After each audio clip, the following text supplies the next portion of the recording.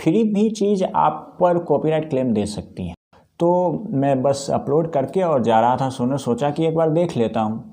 देखते ही मेरे होश उड़ गए, कॉपीराइट क्लेम आ गया था। म्यूजिक पे ही कॉपीराइट क्लेम आ गया था। लेकिन it's all in our hands, सभी हमारे हाथों में है। नमस्कार, मैं हूँ सहर्ष कुमार और आपने जो थंबनेल में पढ़ा है वो बिल्कुल सही पढ़ा है। नए यूट्यूबर हैं, कॉपीराइट से घबराएं नहीं। अब भाई आप सोचेंगे कि मेरा जो चैनल है, आप मेरे चैनल पे जाके वीडियो सेक्शन में जाएंगे तो आपको सिर्फ और सिर्फ कहानियाँ और साहित्य ये सभी चीज़ें मिलेंगी। आपको रश्मि रथी मिलेंगी। अभी यही चल रहा है, इसका एपिसोड चल रहा है। तो फिर मैं ये टेक की बातें क्यों लेकर आ रहा हूँ कि 2 तारीख को मैंने वीडियो शूट किया और 2 तारीख को ही एडिट करके 3 तारीख को 11 बजे पब्लिक करने का पूरा सेट करके मैं सोने जा रहा था। लेकिन इस बीच में बहुत सारी चीज़ें घटी। क्या घटी, गौर से सुनिएगा, आपको काम आएगा, घबराइएगा नहीं। कॉपीराइट क्लेम हाँ ठीक है, लेकिन मैंने जैसा शुरू में बोला, it's all in our hands, ये सभी हमारे हाथों में होता है। तो क्यों मैं ये बोल रहा हूँ अभी क्लियर हो जाएगा। हुआ यूँ था कि मैंने जो वीडियो अपलोड किया था 2:30 बजे के करीब सेट करके शेड्यूल पे 11 AM को पब्लिक हो जाती, तो मैं बस अपलोड करके और जा रहा था सोने, सोचा कि एक बार देख लेता हूँ। देखते ही मेरे होश उड़ गए, कॉपीराइट क्लेम आ गया था। मैंने लर्न मोर पे किया, उसी वीडियो के नीचे वाले सेक्शन पे आया हुआ था, कॉपीराइट क्लेम के नीचे ही।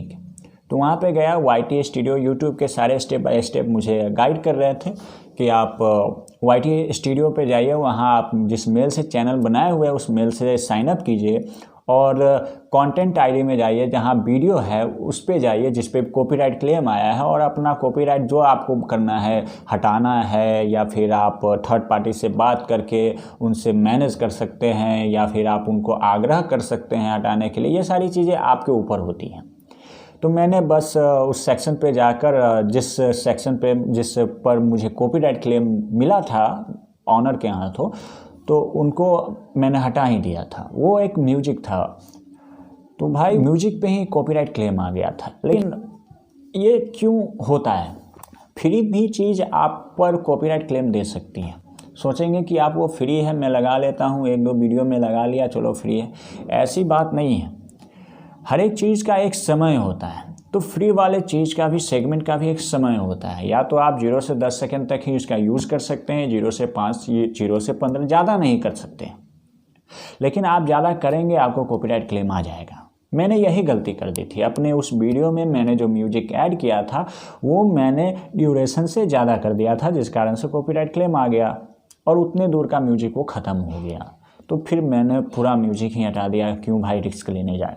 लेकिन इस पूरे क्रम में ना मेरा पूरा दिमाग हिल गया था। जब कॉपीराइट क्लेम मैंने देखा, मेरे तो होश ही उड़ गया। नया नया चीज़ जैसे आ गया हो कि एक नवजात के हाथ में सोने का चम्मच दे दो और पता चले कि भाई ये क्या है। वही चीज़ मेरे साथ हो रहा था। ये चीज़ मेरे लिए नया थी, कॉपीराइट क्लेम। तो अब मैं पूरे सेक्शन को पढ़ रहा हूँ। आप सबसे भी अनुरोध है कि अगर आप चैनल पे आ रहे हैं, यूट्यूब पे आ रहे हैं, तो सारे गाइडलाइंस को फॉलो करके ही चले, ठीक ना। और ये म्यूजिक या फिर फोटोज ये सब ठीक है, आकर्षक बनाते हैं, पर इन बातों का भी ध्यान रखें कि इनका ड्यूरेशन आप कितना तय कर सकते हैं, क्योंकि मायने रखता है और इस कारण से कॉपीराइट क्लेम आ जाती है। लेकिन बात यहाँ पर ही नहीं ख़त्म होती है। मेरे केस में मैं पूरा घबरा गया था, मुझे नींद नहीं आ रही थी 2:30 बजे के बाद से। तो काफ़ी समय हो गया मुझे उस सेक्शन को हटाने में, मतलब वहाँ YT स्टूडियो पर जाकर साइन अप करके सेक्शन में वो जिस पे कॉपीराइट क्लेम आया था हटाने में टाइम लग गया भाई। 4:30 बजे हम जाकर सोए। इस बीच में मेरा पूरा हालत, और सोचा कि आंख बंद कर लूँ, नींद आ जाएगा, पर दिमाग में बस एक ही चीज़ चल रहा था, कॉपीराइट क्लेम। मैं सोच में पड़ गया था कि अब क्या करूँ, वीडियो बनाऊँ या नहीं बनाऊँ। मैं हताश। आपके प्रोजेक्ट फाइल में अगर एक काला पेन लग जाए तो आप जान सकते हैं ना क्या होता है। बहुत आपके परफॉर्मेंस में थोड़ी सी कमी आ जाती है। वही चीज़ मेरे साथ हुआ था। मैं थोड़ा सा पीछे हो गया था, दिमाग में बहुत सारी बातें आ गई थी, बहुत सारी नेगेटिविटी आ गई थी, जो मेरे बढ़ते हुए कदम को न जाने कितनी गति से पीछे की ओर खींचे जा रही थी और मैं खींचता चला जा रहा था। लेकिन एक प्लस पॉइंट क्या है कि मैं जो निश लेकर डिसाइड किया कि मैं यूट्यूब पे आऊँगा और इसी में अपने कैरियर को देखूँगा, तो मैंने देखा कि हाँ ये काम आता है। निश परफेक्ट है।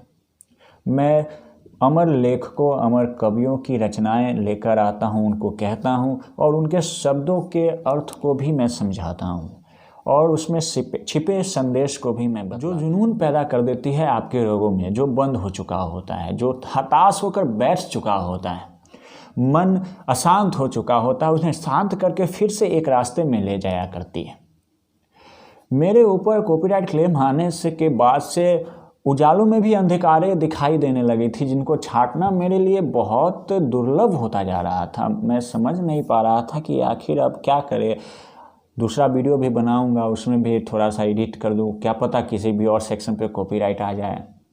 मैं पूरी तरह से बस निगेटिविटी ही सोच रहा था और पीछे आता चला जा रहा था। लेकिन मैंने जो निश चुना वो मुझे आगे लेकर आया। आज मैं आपके सामने इस वीडियो को शूट कर रहा हूँ, तो इसका मतलब यही है कि हाँ, मुझे गर्व है कि मैं साहित्य से जुड़ा हुआ हूँ, कविताएं पढ़ता हूँ, अमर लेखकों की कहानियों को पढ़ता हूँ, उनके संदेशों को जानता हूँ और आप तक लेकर आता हूँ। तो चलिए मैं आपको बता दूँ कि इस अंधेरे में मुझे रोशनी की उम्मीद और एक जुनून जो पैदा, वो थे हरिवंश राय बच्चन जी। जी हाँ, हरिवंश राय बच्चन जी अमिताभ बच्चन जी के पिता हैं। आपने सही सुना। ये अब इस दुनिया में नहीं, लेकिन इनकी अमर रचनाएं इन्हें आज भी जिंदा रखी हुई है करोड़ों भारतीयों के दिलों में। इनकी रचनाओं ने तो मुझे भी जिंदा कर दिया। इनकी रचनाओं ने तो मुझे भी जिंदा कर दिया।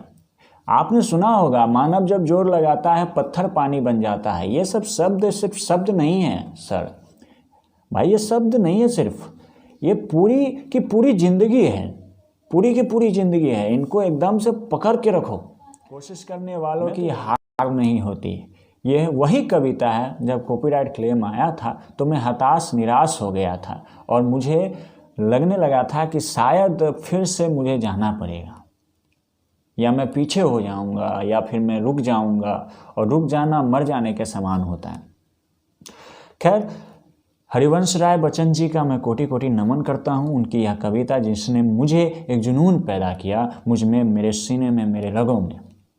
कोशिश करने वालों की हार नहीं होती। आज आप भी सुनिए और कोशिश करने वालों की हार नहीं होती, लहरों से डर कर नौका पार नहीं होती। नन्ही चींटी जब दाना लेकर चलती है, चढ़ती दीवारों पर 100 बार फिसलती है। मन का विश्वास रगों में साहस भरता है, चढ़कर गिरना गिरकर चढ़ना ना अखरता है। आखिर उसकी मेहनत बेकार नहीं होती, कोशिश करने वालों की हार नहीं होती। डुबकियां सिंधु में गोताखोर लगाता है, जा जाकर खाली हाथ लौट आता है। मिलते नहीं सहज ही मोती गहरे पानी में, बढ़ता दुगुना उत्साह इसी हैरानी। खाली उसकी मुट्ठी हर बार नहीं होती, कोशिश करने वालों की हार नहीं होती। असफलता एक चुनौती है, इसे स्वीकार करो। क्या कमी रह गई है देखो, सुधार करो। जब तक सफल न हो नींद चैन से त्यागो तुम, संघर्ष का मैदान छोड़कर मत भागो तुम। कुछ किए बिना ही जग में जय जयकार नहीं होती, कोशिश करने वालों की हार नहीं होती। कोशिश करने वालों की हार नहीं होती। नमस्कार, अगले वीडियो में मिलते हैं और चैनल को सब्सक्राइब कर लीजिएगा, बेल आइकन को दबा दीजिएगा, शेयर कीजिएगा, क्योंकि आप में से ही कोई होगा जो हताश बैठा होगा और यह कविता जो मेरी ज़िंदगी को आगे ले जा सकती है, आपकी भी ज़िंदगी को आगे ले जा सकती है।